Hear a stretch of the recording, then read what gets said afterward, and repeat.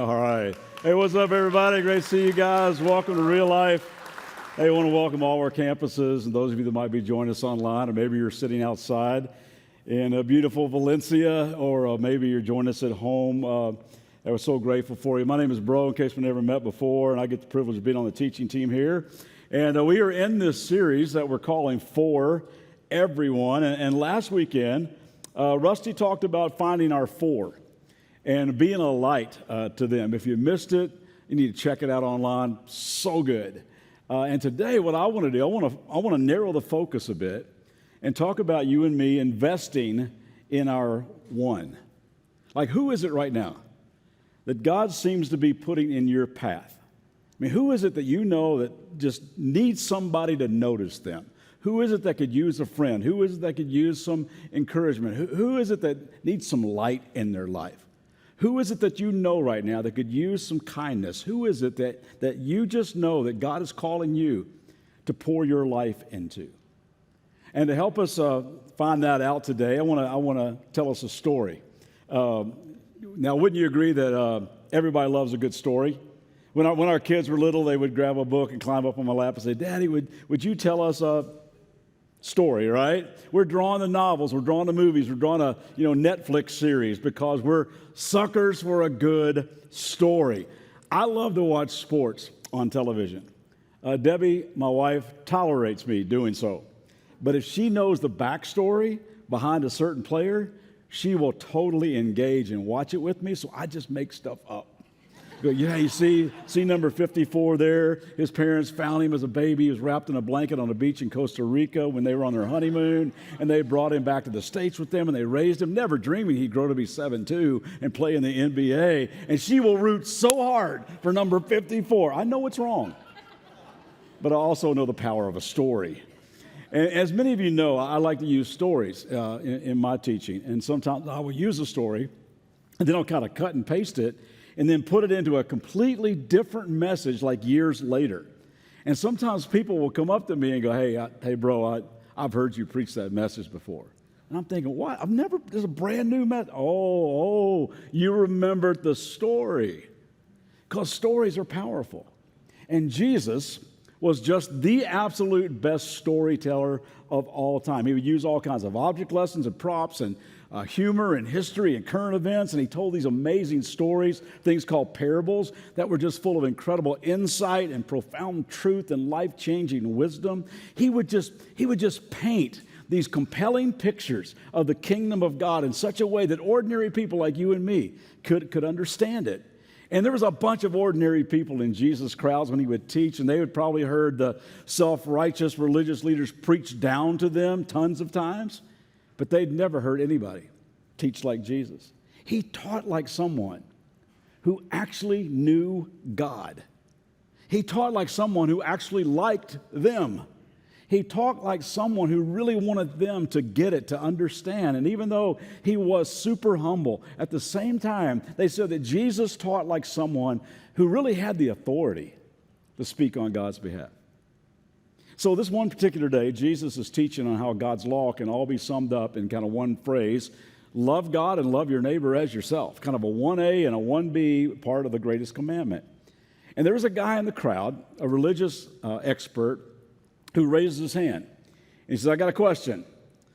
Exactly who is my neighbor?" Jesus, when you say neighbor, like, what kind of people are we talking about here?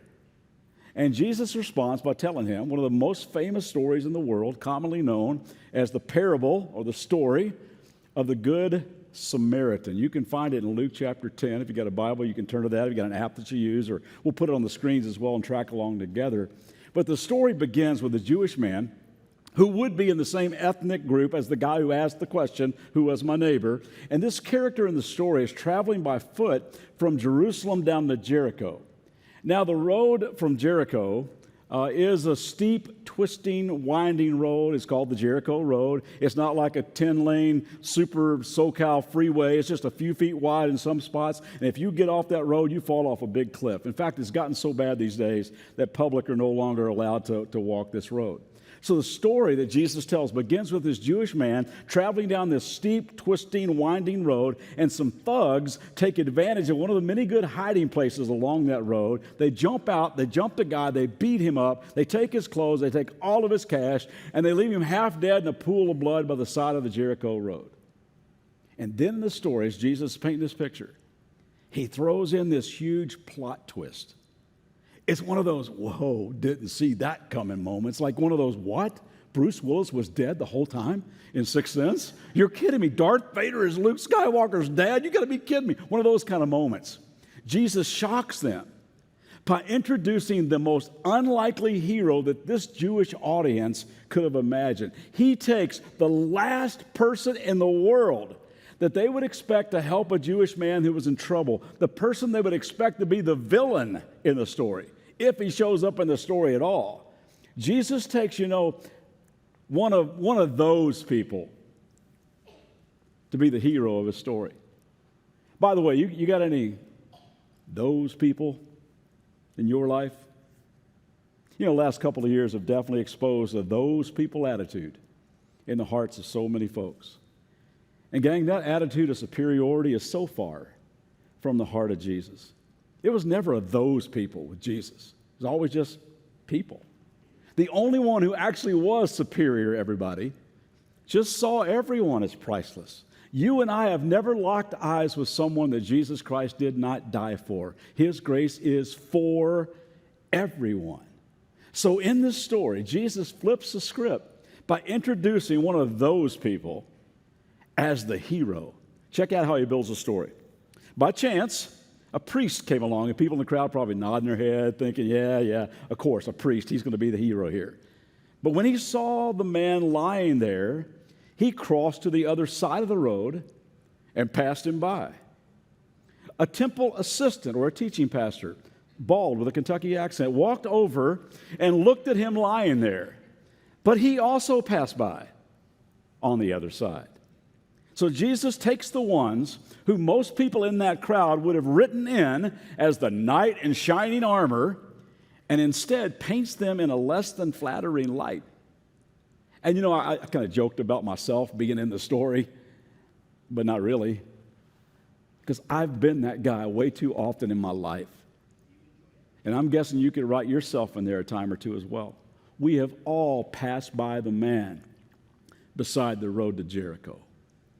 How many of you wear glasses or you got contact lenses? Anybody? I've worn contacts or glasses since I was in the 6th grade. I remember I was telling somebody the other day when I first got my first pair of glasses was in Little League, and I thought, well, so that's what the ball looks like. I mean, I just had trouble seeing far away. Nearsighted people can see up close, but they can't see like far away. Everything's kind of foggy. I had LASIK surgery about 15 years ago now.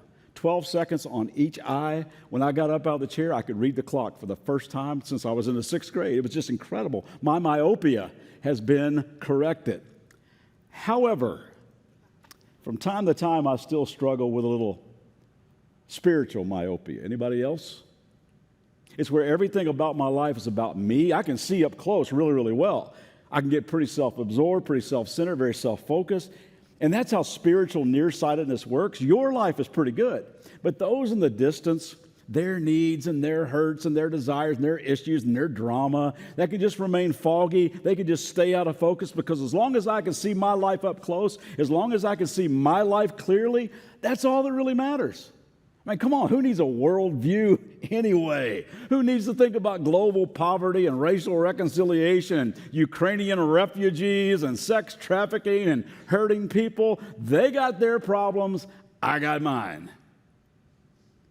And through the years, I've had to ask God to do some LASIK on the eyes of my heart and help me to see people the way Jesus sees them. Check out verse 33. This is the moment in the story where Jesus' audience gasps. I mean, kind of like the soundtrack in their mind turns to ominous music, and they start turning to each other and whispering, oh, where's he going with all this stuff? Verse 33, then a despised Samaritan came along. They're like, boo. And when he saw the man, unlike the other two, he felt compassion for him. Crickets. You see, there was deep hatred between the Jews and Samaritans.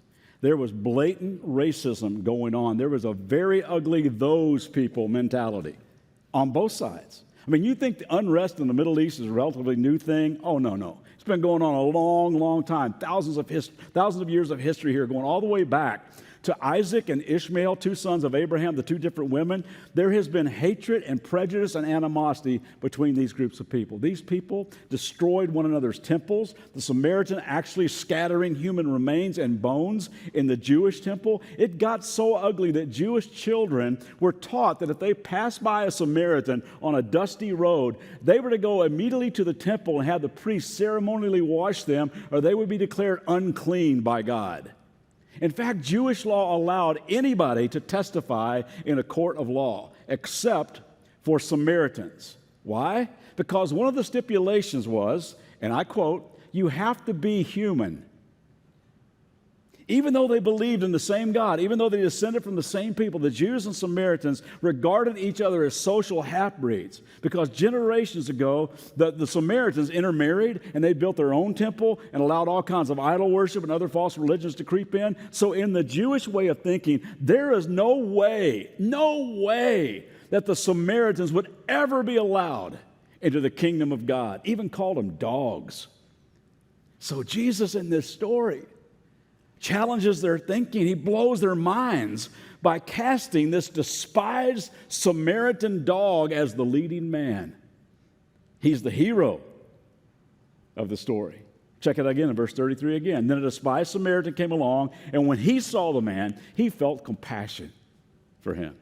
Two things I noticed here. First of all, he saw the man. He noticed him. Didn't go through his life with blinders on. Didn't go through his life with spiritual myopia. He saw the man. And not only did he see the man and notice him, he had compassion. Now, I know we've talked about the Greek word for compassion before. The Greek word for compassion is spolachna. Can you guys say that with me?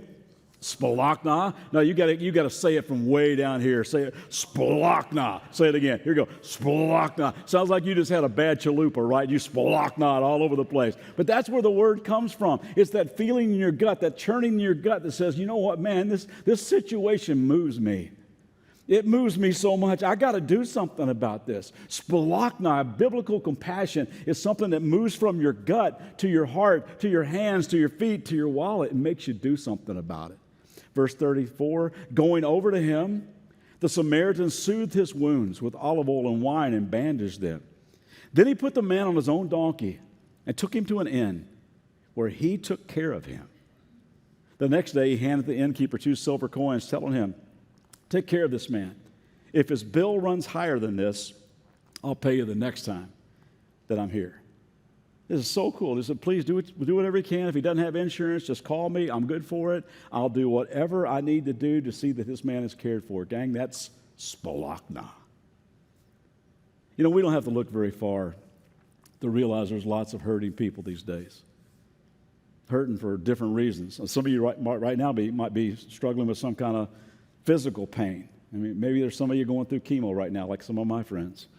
Maybe you got complications from COVID, or you're facing a major surgery, or trying to deal with a nagging injury, or maybe arthritis is starting to eat away at your joints. There's lots of physical pain in this world. And almost everybody we meet these days is experiencing some kind of emotional pain. You know, like you can see a physical wound, but sometimes in our insensitivity, we don't notice the emotional wounds all around us. I mean, tons of people these days are lying by the side of the road with emotional pain.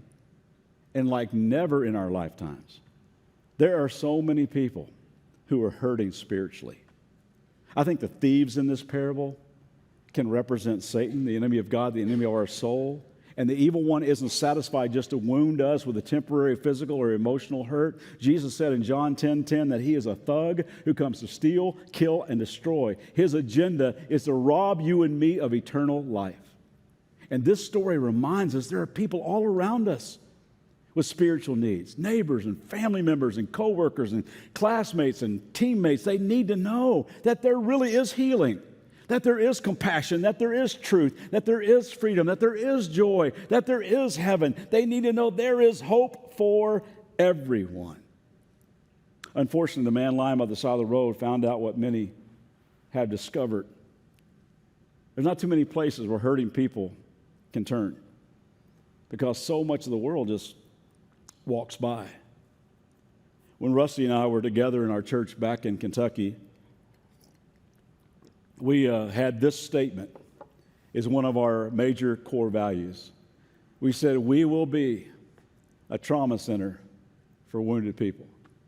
That's what we're going to be. We will be a trauma center for wounded people. We're going to be a safe place where anybody can find healing and hope, however they have been wounded by life.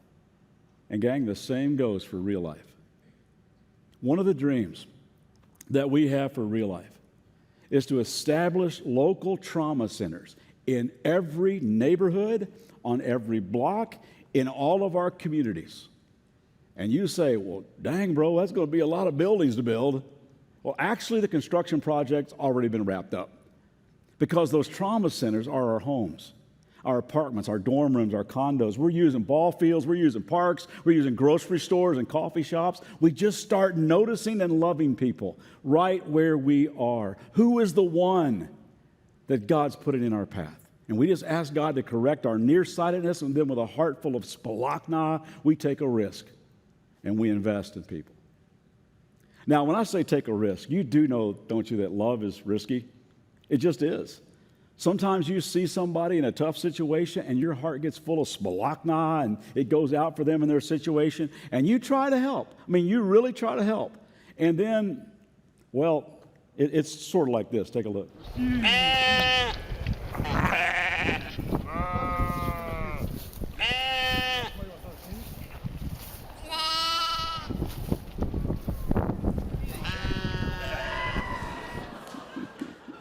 And that's why Jesus calls us sheep, right? But isn't that the way it goes sometimes? You know, honestly, sometimes you try to help somebody and you just end up getting burned. They might not be grateful. They don't appreciate your help. They never change. Things don't turn out the way you thought they should. But gang, all we have to do is ask, who is my neighbor? And what does love require of me today? And you ask for wisdom and you take a risk and you just love. You know, this guy lying in a pool of blood along the side of the road had nothing to give back to the Samaritan. He'd been robbed of everything he had. And you know, I'm guessing there were a lot of other things that this Samaritan dude could have used his money for. Oh, maybe he had teenagers who needed braces, you know, back home, or maybe he and his wife been talking about replacing the countertops or going to Maui on spring break, or maybe he needed a new donkey because he had like 100,000 miles on his current donkey. It would have been so easy for him to reason. You know, I'd like to help the guy, but, you know, timing's just not right, you know. God, I got a little too much on my plate right now. You know, the stock market is so volatile right now. And gas is over $6. Right now is not a good time. But the hero of Jesus' story opens up his heart. He opens up his hands and his wallet. And he builds an on-the-spot trauma center of hope for a hurting guy who could not repay him. See, love is a verb. Love is a decision. It calls us to action. It calls us to actually invest in the people that God puts in our path. You know, talking about the future, maybe even talking about 2022, Jesus made this bold prediction. He said, because of the increase of wickedness, the love of most will grow cold. He's just saying people will become more and more myopic, more and more self-centered and self-focused, saying, hey, with all that's going on in the world these days, got to look out for number one. Gang, may that verse never be true of us. When we see people lying by the side of the road, when we see evil and the consequences associated with it, bringing pain and suffering into a family, into a city, into a nation, into a global community, the people of God step up and they just build trauma centers of love. Galatians chapter 5, verse 6 makes it really, really clear. It says the only thing that counts is faith expressing itself in love. Paul writes again in 1 Corinthians chapter 14, he says, let love be your highest goal. Just like some of us set goals at the beginning of this year, he's saying with careful thought and a plan for action, let love be the highest of all the goals you set for yourself. Work harder at that than anything else. Whatever choices you make through the day, first and foremost, choose to love. Nelson Mandela, who was just a hero, champion for rights and dignity, made popular the South African term Ubuntu. You've probably seen that before, which means humanity, to be human, to choose compassion, to be able to put yourself in the place of other people, especially those who are vulnerable in our society. And the core belief of Ubuntu is this. Just read this out loud with me. I'm just kidding. Don't read that. It translates this. A human being is a human being because of other human beings, which renders we are, therefore I am, we're in this together. Or as one person put it, do unto others because they are you. In other words, whatever you choose to do, choose to let spalachna get from your gut and into somebody's life, to invest in that one that God's been putting in your path, to build a trauma center with your life. And then together we build a corporate trauma center. Ubuntu, do unto others because they are you. One of Jesus' best friends, a guy named John, puts it this way. And when he writes this, he tenderly refers to his readers as little children. He says, little children we love because he first loved us. If anyone says, oh, I love God, yet hates his brother, well, honestly, he's a liar. For anyone who does not love his brother whom he has seen cannot love God whom he's not seen. And he's given us this command: whoever loves God must also love his brother. I've shared this with you before, but a friend of mine from college wrote the following lyrics, and they've just been stuck in my heart for a few decades now. The kitchen smells like supper, and the table's ready waiting. And someone says they thought we ought to pray before we ate, and would I thank the Lord for all he has so bountifully bestowed. But please don't pray too long because the meat is getting cold. On the other side of town, a mother sets another table for herself and several children just as well as she is able, but there's not too much because last night's man, he didn't pay so well. Will there be enough for breakfast? No, it's really hard to tell. Am I passing by the man beside the road to Jericho? Have I cruelly snubbed the woman there as to the well I go? Am I my brother's keeper? Cup of water, did you say? Is the second mile outside my door or somewhere down the way? The news is over now. There's football on another station. When at the door appears my aunt and half of our relation. And we all remark how nice to have the family here this way. It's our love that binds us oh so close. We'd love to always stay. While in a dark and dingy room, a young girl eyes the walls around her and she wonders if one soul would care if in 3 weeks they found her. All her life she's been rejected. Never had an honest friend. Is it life or mere existence? Who would care if it should end? Am I passing by the man beside the road to Jericho? Have I cruelly snubbed the woman there as to the well I go? Am I my brother's keeper? Cup of water, did you say? Is the second mile outside my door or somewhere down the way? Well, the family's gone, it's quiet, and the bed is soft beneath me. But instead of sleeping dreams, my restless thoughts creep up to meet me. And somewhere in the distance, I hear hungry children cry, and a girl unloved, uncared for, brings a tear into my eye. If people saw me weeping, well, they'd think that I was mad. I would tell them it's a nightmare or the dream I dreamed was bad. I must gain my self-control. Tomorrow, Sunday school. And so, bloodshot eyes on a Sunday morning. Folks might talk a lot, you know. If a man loves not his brother, he is able now to see that he makes himself a liar when he says that he loves me. Little children, it's not thoughts or words that prove your love to all. If your love is not an action, then it isn't love at all. So what are we called to do? We're called to see what Jesus would see if he were looking through our eyes and respond as he would respond. I got a good friend who is being transformed daily by the grace and power of Jesus Christ. Man, he's one of my favorite guys in the world, and it's just so cool to see what God is doing in his life. Really, really tough past. He was a guy lying wounded by the side of the road.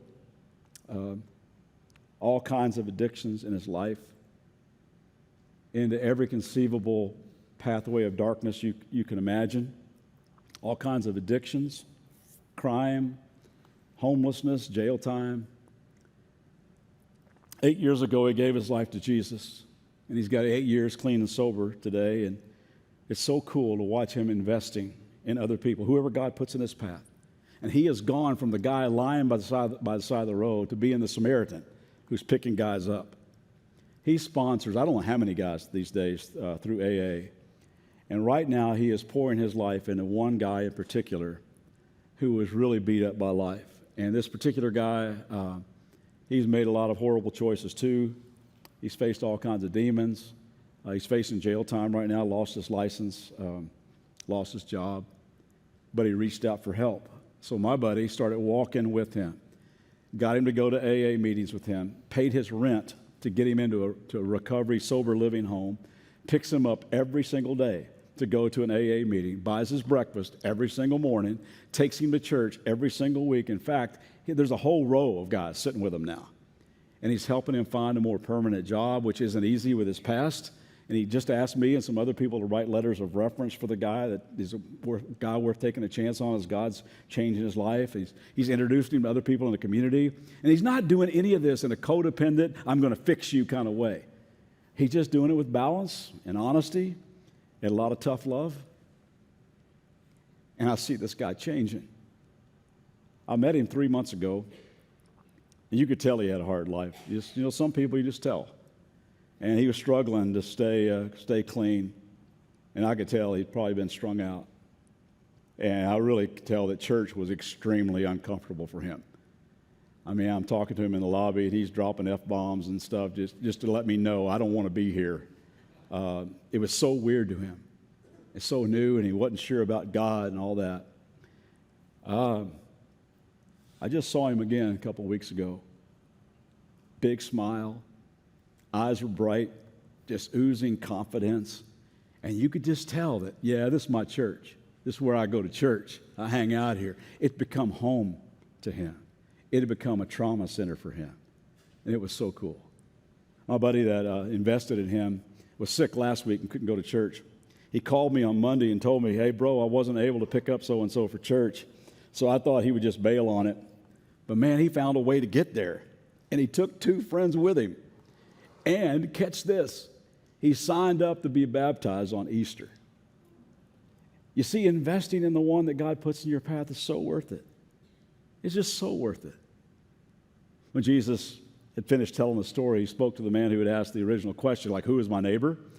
So Jesus turns to the guy and he says this, now, which of these 3 in the story would you say is a neighbor to the man who was attacked by bandits? Well, the man replied, well, the one that showed him Splachna. And Jesus said, yes, you're right. Now you go and do the same. So who's your neighbor? Who is the one that God is just seems to be putting in your path right now? Who is God just calling you to invest your life into? It's about the heart. It's about a heart that beats after the same things that God's heart beats after. It's about Ubuntu. It's about noticing the world around us, refusing to check out of this broken world, refusing to ignore those on the margins, refusing to pass by on the other side. It's refusing to go in isolation or comfort mode. It's saying, man, I'm willing to take a risk.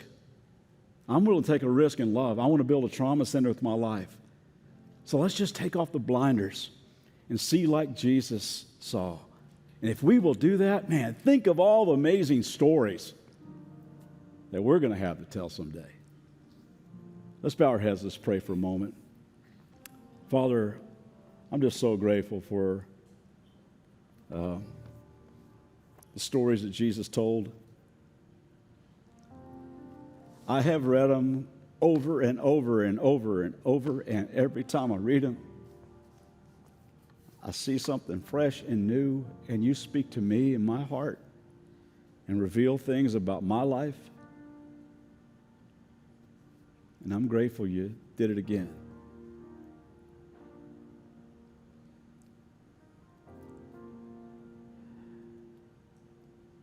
Father, it's so easy for us to let our hearts get so self-focused. Our sin nature just kind of pulls us back to inward thinking of its life is all about me and my wants and my desires and my comforts. And my stuff. And as a result, we tend to not notice people lying by the side of the road, and we just pass the other side, do our thing. God, we don't want to be those people. We want to use wisdom. We want to use discernment. And we know we can't help everybody, but we can do for one what we wish we could do for everybody. So God, who is the one? Who is our neighbor right now that you're putting in our path? Bring that man, that woman to our mind. Bring that neighbor to our mind, that classmate to our mind, that coworker to our mind, that teammate to our mind. Who are you putting in our path right now that we just know you've been telling us they need some hope, they need a friend, they need some cash, they need some hope in their life. They need somebody to just take an interest and talk to them. Take them to church, take them to a meeting. Father, I thank you for the way you're doing that in so many lives here. There really are a bunch of people in this church that are pouring their lives into their one. And Father, I pray that everyone in all of our communities that we represent would just know there's hope for everyone, that this good news of Jesus is for everyone, that freedom is for everyone, that forgiveness is for everyone, that God's grace is for everyone. Father, thank you for the way you use this church and continue to stretch us and use us. And I pray all this in Jesus' name.